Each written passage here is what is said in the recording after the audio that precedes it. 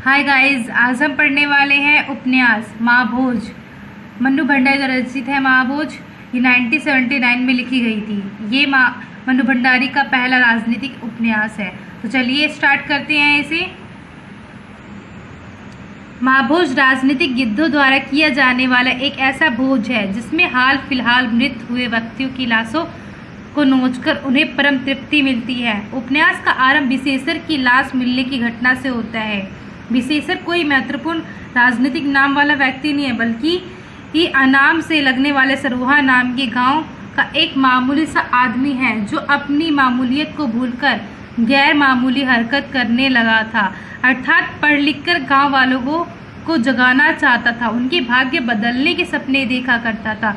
यूँ तो गांव में कहे अनकहे कोई न कोई घटना होती ही रहती थी। कुछ दिन पहले हरिजन टोले के सभी लोगों को किसी ने जलाकर मार दिया, पर फिर सब कुछ शांत हो गया। विशेषर की मौत से भी कोई विशेष अंतर नहीं पड़ता, पर चूंकि विधानसभा पर उपचुनाव शीघ्र ही होने वाला था और चुनाव के दिनों में घटी हुई घटनाएं सत्तारूढ़ पार्टी का सिरदर्द बन जाती हैं, जबकि विपक्ष के लिए यह ऐसा हाथ आया अवसर होता है जिसे भुनाने का मौका वह चूकने नहीं देना चाहता। विशेषर की मौत हत्या ऐसी ही एक घटना है।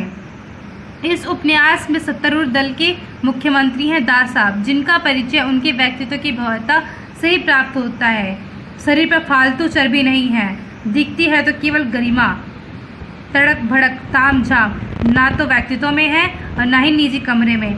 दूसरी ओर विपक्ष के नेता हैं सुकुल बाबू, जो लगभग 10 वर्ष तक सत्तासीन रहे, परंतु अब सत्ता ने उनसे ऐसा मुख मोड़ा कि उसे वापस पाने के लिए वो कोई भी उपाय करने के लिए तैयार हैं। देखने में ऐसे कुछ खास नहीं, सांवला रंग, नाटाकद थुलथुल शरीर, न सौम्य न सैयद, सुरा सुंदरी में रथ, पर रूप रंग से कोई अंतर नहीं पड़ता। राजनीतिक क्षेत्र में जोड़ तोड़ साठगांठ में माहिर। इन दोनों व्यक्तित्व के बीच अनेक राजनीतिक चालें हैं, गठजोड़ है। दास साहब चाहते हैं कि उनका जीवन भर सेवक उपचुनाव जीते, वही दूसरी ओर सुकुल बाबू स्वयं इस चुनाव में खड़े हो रहे हैं। यह जीत तय करेगी कि अगली बार मुख्यमंत्री का पद किसे प्राप्त होगा। प्रत्येक दल में असंतुष्टों की संख्या अवश्य होती है। ऐसे ही असंतुष्ट हैं लोचन भैया। वास्तविक नाम है त्रिलोचन सिंह रावत, परंतु प्रेम से ही सभी ने लोचन भैया कहते हैं। पार्टी के भीतर भी कभी कभी कोई पात्र चरित्र को इस हद तक पतनशील नहीं कर पाता कि सत्य न्याय के सभी पक्ष भूल जाए। ऐसी बात यदा कदा ही होते हैं, पर भाग्य और दुर्भाग्य के लोचन भैया एक ईमानदार प्रतीत होते प्राप्त है, पर इसका परिणाम उन्हें शीघ्र ही प्राप्त होता है। दास साहब उन्हें बर्खास्त करके पार्टी से निष्कासित करते हैं, मतलब निकाल देते हैं। वह शिक्षा मंत्री का पद चंद रुपयों के लिए बिकने वाले राव को दे दिया जाता है। मीडिया की भूमिका पर भी लेखिका विचार करती है। मीडिया का निष्पक्ष होकर पक्ष विपक्ष की तस्वीर जनता के सम्मुख प्रस्तुत करने का कार्य होता है, परंतु जंगल राज में मीडिया भी उसी के साथ होता है जिसके पास शक्ति है, जिसके पैसा है। यही कारण है कि दत्ता बाबू मशाल प्राप्ति के दास साहब कागज के कोटे का डबल करवा देते हैं और मशाल से आग के बजाय फूल बरसने लगता है। दास साहब की स्तुति गान करता है। यह पत्र विशेषर की हत्या को भी दास साहब के कहे अनुसार आत्महत्या बना देते हैं। मशाल साप्ताहिक मतलब के हेड है दत्ता साहब। इनके जो सहायक है वो भवानी है और इनके जो रिपोर्टर हैं वो नरोत्तम है। देश और जनता की रक्षक पुलिस भी मंत्री जी के कहे अनुरूप चलती है। डीआईजी को प्रमोशन चाहिए। हर व्यक्ति परम स्वार्थ में रत होकर शीघ्र आगे बढ़ना चाहता है, चाहे इसके लिए उन्हें नैतिक मूल्यों की हत्या किसी भी सीमा तक करनी क्यों न पड़े।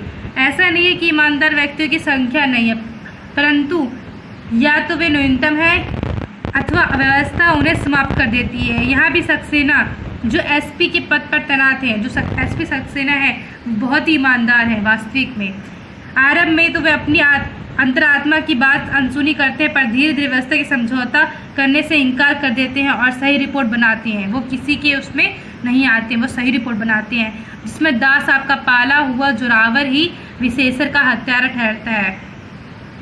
जो सक्सेना जी हैं वो बहुत ही अच्छा खेलते हैं, वो बहुत ही मतलब जो रिपोर्ट के हैं वो बिशु के हत्या का सही हत्यारा को पता लगाते हैं कि जोरावर है जो विशेषर का हत्यारा है, वो ये तय कर लेते हैं। लेकिन परिणाम स्वरूप उनका तबादला करवा दिया जाता है। सक्सेना निर्णय लेते हैं कि वे सच का साथ देंगे, पर अंत तक कोई सुखद परिणाम नहीं मिल पाता है। इस बीच में सुकुल बाबू अपनी पार्टी की ओर से एक जबरदस्त भाषण और रैली की तैयारी करते हैं, जिसमें वे विशेषर की हत्या को भुना सके और हीरा है जो बिशु के पापा हैं, हीरा को सांत्वना देकर समस्त गांव की सहानुभूति ही अपनी ओर करके उनका राजनीतिक लाभ उठा सके। दास साहब और भी अधिक कुशल राजनीतिज्ञ हैं, मतलब बहुत ही अच्छे राजनीतिज्ञ हैं। सुकुल बाबू के भाषण के पश्चात वे स्वयं हीरा विशेषर का जो पिता हैं, जो पापा हैं, को लेकर मंच पर आते हैं, उनके फोटो खिंचाते हैं और उसी के हाथ से घरेलू उद्योग योजना का शुभारंभ करवाते हैं और स्वयं मंच पर विशेषर की हत्या को आत्महत्या सिद्ध कर देते हैं। विरोध की भाषा दास साहब को स्वीकार नहीं।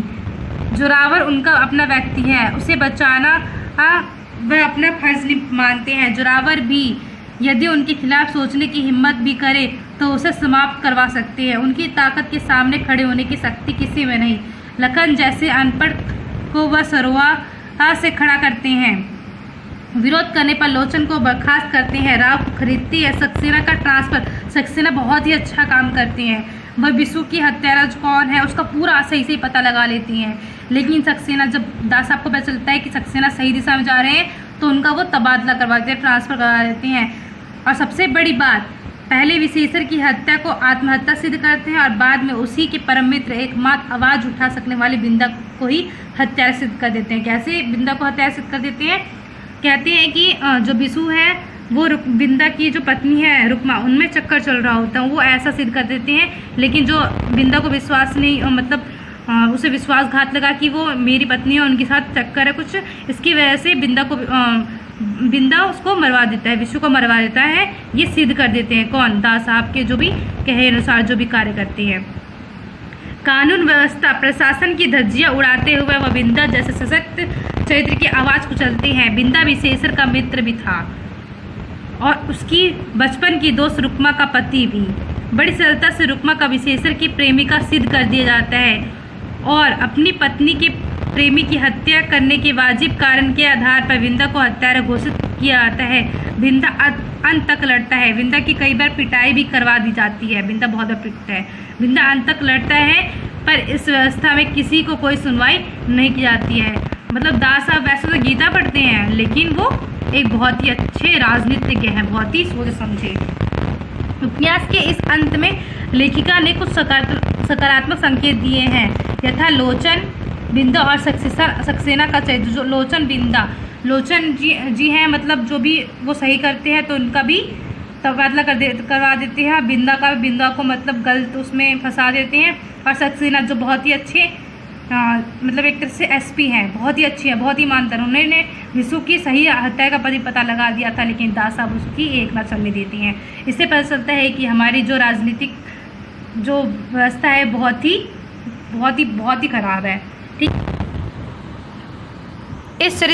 इस चरित्र के मेन पात्र जो भी हैं उनके मैंने लिख रखे हैं, आप इसे स्क्रीनशॉट कर लीजिए, आपकी बहुत ही हेल्प आएगी।